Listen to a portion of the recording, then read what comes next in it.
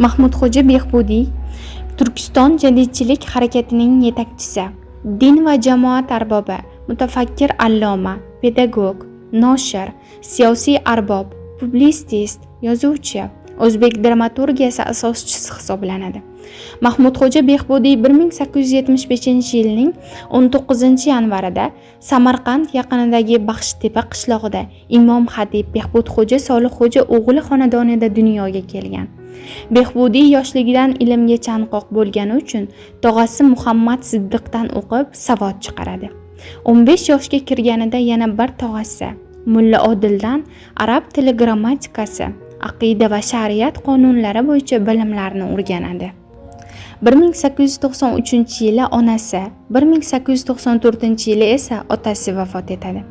Dastlab Samarqand madrasasida, keyin esa Buxoro madrasasida tahsil oladi.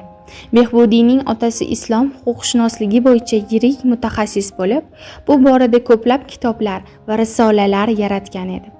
Bu o'z navbatida Mahmudxo'jaga ta'sir o'tkazmay qolmaydi. U keyinchalik bu haqida so'zlab, hatto maqolalaridan birida otasi yozgan Hidoya asarining o'z taqdirida katta rol o'ynaganini alohida qayd etadi. U yangi maktablar uchun Risolai Asbobi Savod, Risolai Jug'rofiya Umroniy, Risolai Jug'rofiya Rusiy, Kitob ul Atfol, Amaliyoti Islom, Tarixi Islom nomli darsliklarni yozadi. Mahmudxo'ja Behbudiy insonlarni faqatgina maktab yoki darslik orqali ma'rifatli qila olmasligini tushunib yetadi va 1911-yili Padarkush dramasini yozadi va qattiq qarshiliklarga qaramay uni 1913-yilda bosib chiqaradi. Asar 1914-yil ilk marotaba Samarqandda sahnaga qo'yiladi.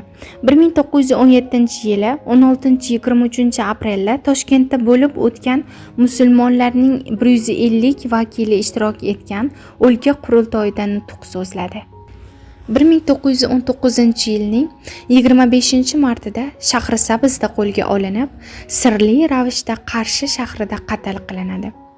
Yurtimizda asrlar davomida yuksalib, qadrlanib, shakllangan milliy va diniy qadriyatlarimizni jamiyat ongiga singdirish orqali ta'lim tizimi, madaniyati rivojiga ulkan hissa qo'shgan Mahmudxo'ja Behbudiy kabi mutafakkirning hayoti va ijodini o'rganish, ilmiy merosni taqdid etish vositasida bugungi yoshlarni har tomonlama barkamol inson qilib tarbiyalash, barqaror ijtimoiy, ma'naviy muhitni ta'minlashning shartlaridan biri va ustuvor vazifalar qatoriga kiradi.